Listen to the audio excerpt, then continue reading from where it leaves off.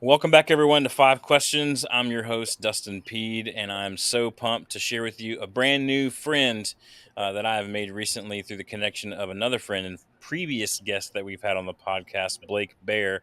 If you haven't watched his episode on culture, you should definitely go back in this feed and check it out. But tonight, or today, whenever you're listening to this, we have my new friend, Omer Redden.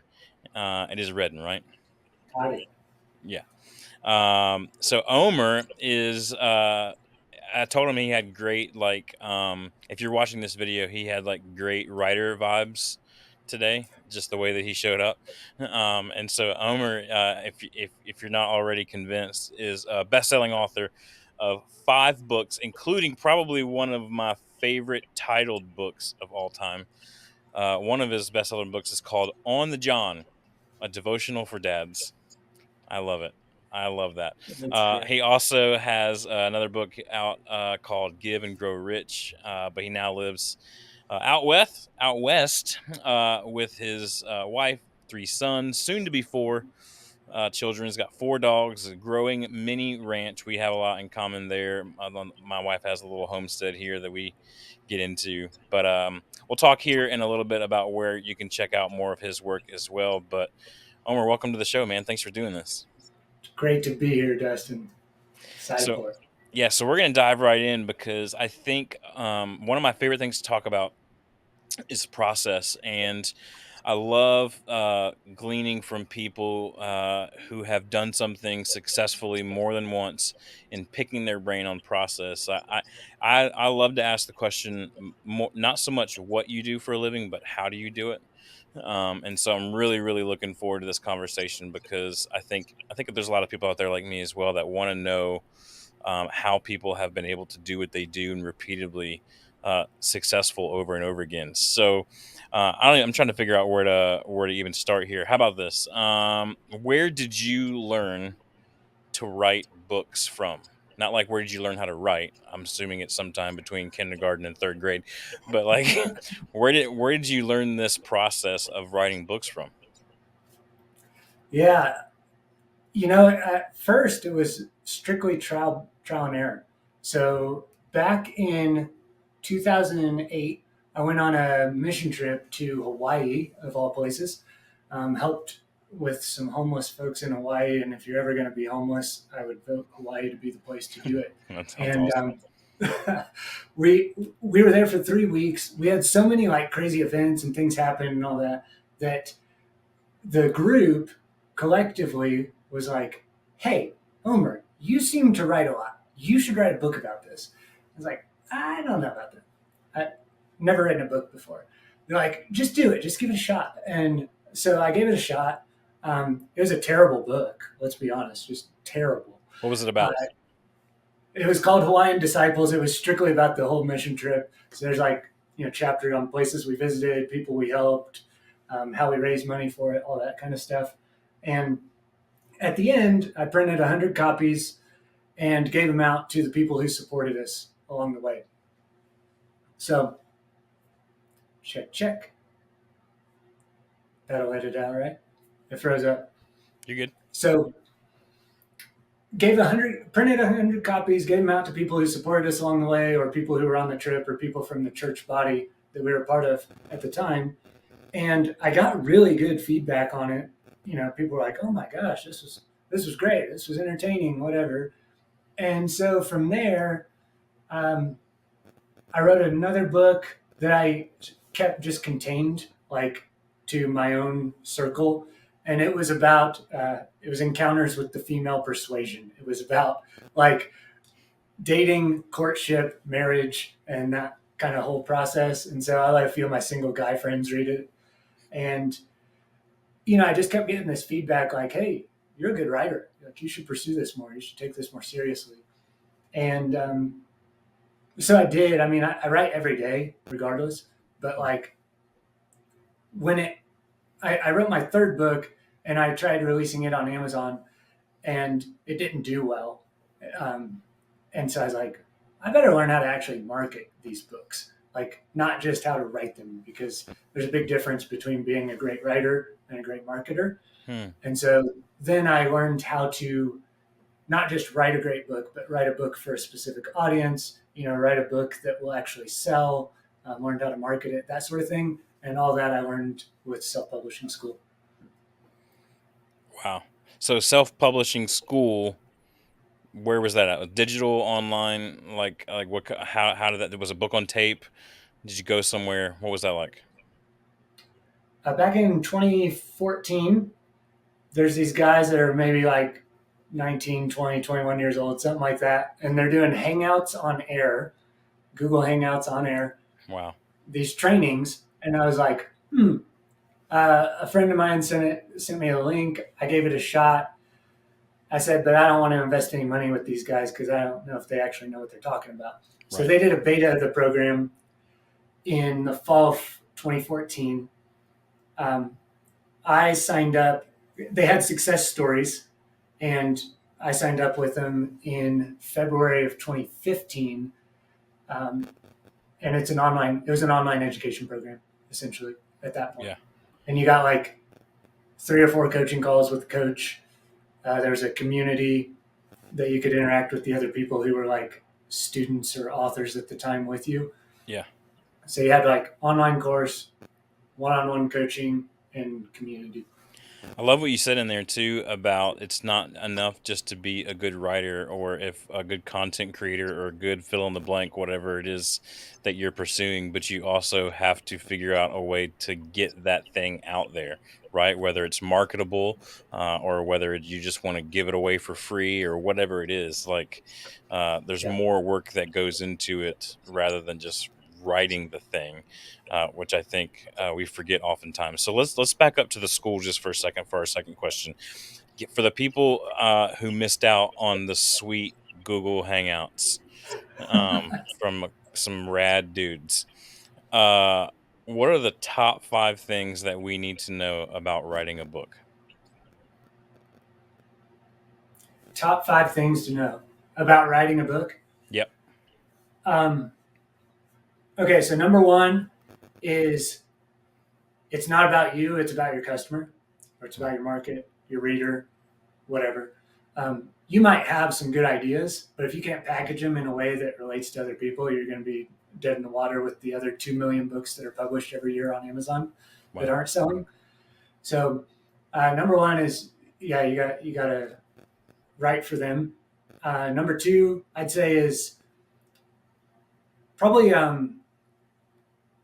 give it your best. Like, don't just like throw something together and hope that it will do well. Like, actually write your very, very best work that you can uh, at that time, right? Like, in my 2014 writer was the best 2014 writer I could possibly be, but my 2021 writer was way better than the 2014 writer.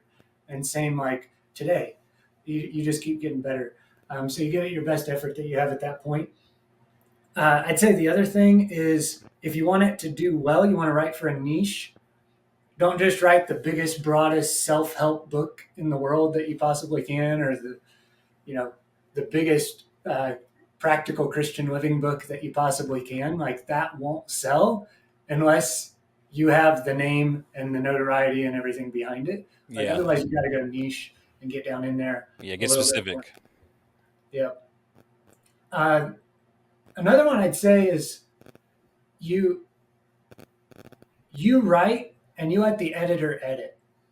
Hmm. Like so many people get caught up on trying to make it just perfect.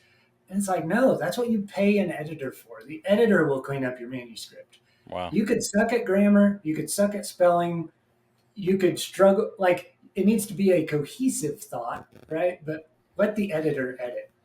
Your job's to write. Yeah. Stay in your And lane. yeah. And Hmm. then probably the last thing is on the marketing side, like learn how to do ads. Ads can work. And if you don't have ads, you're going to struggle to sell, Hmm. which Man, a lot of people don't know. there's so much goodness in there. We're gonna hit on some of these and some of the other questions, but I love specifically your process of sticking to the writing, right? So writers write, editors edit, producers produce, publishers publish, right? Yeah, And so, what are you trying to be in that process? Finding that out and defining that, I think, for yourself early on, I would think would change the game. I mean, how much? I imagine that's got to be pretty freeing for you to know I don't have to edit myself. I can just free thought this thing every single day. Yeah. oh yeah, yeah. And the other thing that I didn't mention, which might be helpful for speakers out there, is like you can speak your book. Hmm. You can mind map, get a good outline, and then like just turn on the record button and speak through your outline. Yeah. Um, if you try doing it totally off the cuff, you'll probably go off the rails. But like Yeah. if you can at least speak through an outline as a speaker, that can get your book done pretty quickly. And I've done that for one of my books just because I couldn't sit down and get in the flow with the keyboard. Yeah. And so I was just like, all right, we're going for a walk and we're recording this thing and we'll get it transcribed and we'll deal with the edits later. But that's been a helpful process at times too. Yeah. What a great tip to kind of change the notepad or the writing surface, if you will, to know that we can walk around with our phone and just dictate, you know, whatever we want to that, and then come back and edit that. I think I know for me personally, as I'm trying to create more content, I feel like I'm stronger speaking and conversationally than I am writing. And so the more I get into it, the more I find that struggle. But I'm gonna take that note from you and go, well, I just want to go take a walk and just talk this. I just want to go talk to my friend Siri for a little while. You know what I mean? That's right. And just tell her all about it, and then get back, and then we can really kind of go. All right, either send it to the editor, or if I'm the editor, sit down and put on the editing hat, and then go from there. Something that you said earlier too that was one of my questions. I think now is an appropriate time to ask. You talked about writing every day, that you write every day. Before I Yep. ask you the actual question, do you write every day with a specific goal, or do you just like, if I'm going to write, or a writer has to write, so I'm going to write every day, and it doesn't matter what it's about? I'd say more the latter. So this was something that I struggled with early on as a writer. Is it's like I'm writing every single day, but less than 10% of this is actually book worthy writing. Hmm. Wow. it's it's more journaling, it's more reflective, it's more processing, it's that kind of stuff to get the juices flowing. Hmm. And I think it's Anne Lamott who talks about this. She's like, it might take you writing 5 shitty pages before you actually get to the content of the one thing that you were trying to say. And you might only get 2 good lines out of 5 pages. Yeah. But you've gone through the act and the process of writing to get clear. So then you can communicate the message that you actually want to communicate. Yeah, I just finished her book Bird by Bird. I heard her speak several years ago at a conference, and then as I was dabbling in the writing, everybody's like, "Oh, well, if you're going to do writing of any kind, you need to read Anne Lamont's Bird by Bird." And you're right, it was fantastic. It was a super easy read, but very much life changing as well. And something that you said there too, I think that you started to kind of allude to was that you don't want to lose that writing muscle, right? Yep, One of my favorite people in the world, a friend and a coach of mine, has been on the show before. Stephen Brewster. He will always tell you that creativity is more muscle than magic, and that it's the repetition that makes you the thing that you want to be. You're a writer, Omer, because you write every day, that's right? right. It doesn't matter if you release anything or not. It doesn't matter if you're published. Doesn't matter if you're marketed well or not. If you want to be a writer, what do? You write. So this is my actual third question about writing. I was just fascinated by that for a second. Yeah, that's How good. much writing should you do every day if you want, if your goal is to write a book? How much writing should you do every day? Uh, it's a great one of those answers where it's like it depends. It depends on, are you trying to write a 50,000 word fiction novel? Are you trying to write a 20,000 word self help book? Hmm. Are you trying to write anything in between? Are you trying to write a series where you're going to release 5 books in this whole fiction saga? Um, a, a good rule of thumb, a good rule of thumb is to try to get a page, 250 to 500 words a day that are good writing, and you'll be on your way to making progress. Oftentimes, I find for myself that, like we were talking about earlier, it's like I'll just write because I just write all the time, right? I write to process my thoughts, to reflect all that. If I've got a book project I'm working on, that writing is separate from all of that. So what I find is I actually write more when I'm writing my books Yeah. because I've been in that habit of continually building something. So now when I turn on book project writing, I'm sitting down and maybe doing like a whole chapter at a time. Hmm. But I'm not writing a book every single day of the year. I'm writing a book once a year, once every couple years, you know? Yeah. So you're saying your runway from I'm just writing to write and exercise the muscle versus I'm writing with a goal of releasing this project, that if you are writing every day like we just talked about, then your runway into writing for the actual thing, the actual goal, is a lot shorter. Is that what I'm hearing? Yeah, it's a lot shorter for me and it's a lot easier. Yeah. So for perspective, I guess to make this a little bit more tangible, my my first book I tried releasing on Amazon took me 9 months to write, like 9 months to go from first word to finished rough draft. Hmm. When I signed up with Self Publishing School and did their program, they did a 90-day track. So that 90-day track, I'm finishing my rough draft in 45 days. And Wow. then fast forward, after I've run through that process a couple times on my own, um, the On the John book that you like so much, that book took me less than 2 weeks to finish the writing. Like I went from start to finish in writing in less than 2 weeks because that muscle's been building. You know? Yeah. Wow. What follow up question to that challenge of them having you write one in 90 days? Uh, how kind of hindsight now, and I know you said you wrote your probably your most well known book in 2 weeks. Hindsight now, uh, do you lean more towards creating quickly, or do you lean more towards let me dwell on it for a little while? I write quickly, but I've been stewing on it. Like the current book I'm working on, or like the next book I will release, I've been stewing on this idea for probably 4 or 5 years. Hmm. It's just been percolating. It's just been pick up a thing here, make a note of something there, have this idea. Oh, maybe that interesting thing I just saw connects somehow, but I don't know how yet. So it's just like I've been stewing on this one for 4 or 5 years in the background. Now, when I sit down to write, it's going to fly. Yeah. That man, that's interesting. Third question? No, fourth question. Fourth question. This is for people who I think struggle with being done. In no matter what the process is. But specifically for writing a book, when do you know if your book is ready to be released and be done with? Whether it's released to the public, released to your friends, and that maybe that was the goal, maybe whatever it is. When do you know that this thing you are finished with this thing? When you're sick of it.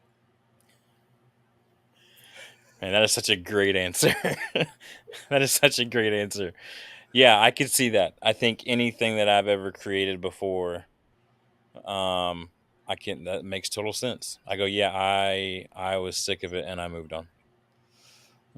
Yeah. Okay, okay, And I'll give a little bit more sure. there, I suppose. Uh, it is really easy for a perfectionist like myself, or a recovering perfectionist is what I should say. to want to just keep editing, keep, oh man, just one more tweak to that cover. Oh man, the formatting, like, I just want it just right or whatever. And it's like, man, at the end of the day, like, do your best and then just leave it. Yeah. Like, if you're going more than 4 rounds of editing, you're you're in overkill mode.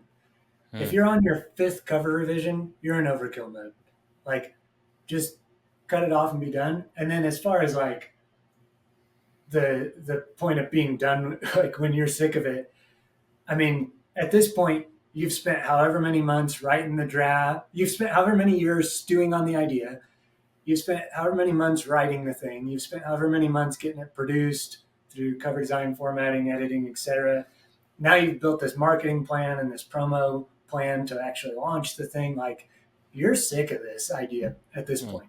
Um, so get it out the door. Let the world take hold of it, and then that will rejuvenate you when you get some feedback on it, right? When you get Yeah. those first couple of reviews coming in, when you get it, your friend saying, "Oh my gosh, dude! Like, I just sat down and read this whole thing on a lunch break," or whatever, like whatever the things are that people are telling you.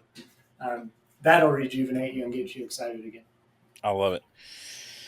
All right. My last question for you. The book is done. And you decide this is for more than just for you, right? We've already decided that at the beginning who our audience is and what the niche is and what the specifics are for the target. How 2023, right? We've come a long way since book publishing has entered into our world. Yep. How in 2023 does one get their book published? I'm going to tell you with a strong leaning that I would self-publish the book, and the reason there's multiple reasons really, but one of them is that uh, traditional publishing takes longer. They take more cuts from the check or from the pie, so to speak.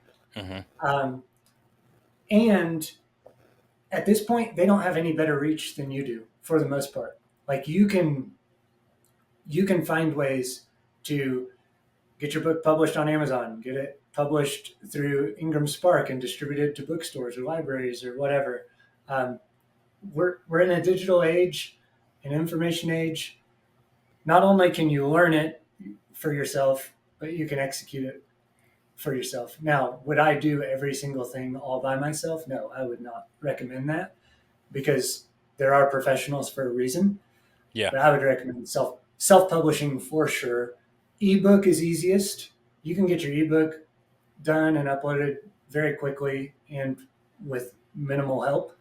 Hmm. Then go print, and you can do paperback or hard copy now. Both of those can be self published, and then you do your audiobook last. In most cases, do your Okay. audiobook last. Yeah. Man, super practical. I love getting down to the nitty gritty of how do I take the thing from I feel like I kind of might want to full on released out into the public. So, man, thank you so much for sharing your insight in that. And I know there's so much more besides just writing that you offer and that you contribute to this world. So, I definitely look forward to having you back on the program and talk more about those things as well. I do want to let everybody know where they can find you, and it's omerdillanredden.com. You can buy the John book right there. So Omer Omer, and then Dylan Dyllan, Redden Redden.com. I will put a link wherever you're watching or listening to this episode so that you can click right over there and find Omer, catch all of his amazingness, all his antics that he's up to, including hanging out with me and Blake. I'm sure there'll be something out there pretty soon about that too. So, Omer, thanks again for your time, man. I loved being able to chat with you for a little bit. Thanks for having me, Dustin. Awesome. Well, we'll see you guys next time on Five Questions. Remember, you can ring the bell if you're watching this on YouTube so that you know every time I release another one of these episodes. And you can subscribe. That'd be an amazing way to help me spread this content. If you're listening to this podcast on an audio platform, you can subscribe, rate, and review there as well. will help me put out this content. But until then, we'll talk to you next time on 5 Questions.